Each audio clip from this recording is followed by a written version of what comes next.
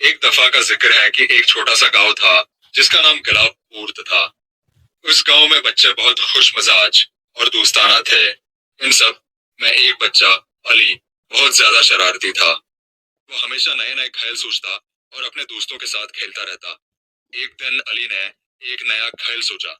उसने अपने दोस्तों को बुलाया और कहा, हम आज छुप छुप के दरख्त खेलेंगे।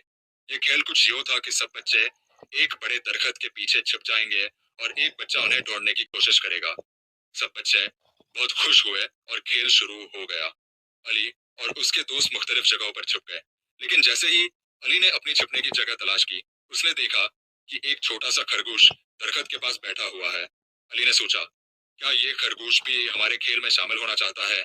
उसने खरगोश को प्यार से बुलाया और वह खरगोश फौरन अली के पास आ गया। अली ने खरगोश को अपने दोस्तों के साथ खेलने के लिए शामिल कर लिया। सब बच्चे बहुत खुश हुए और खरगोश भी खुशी खुशी खेल में शामिल हो गया।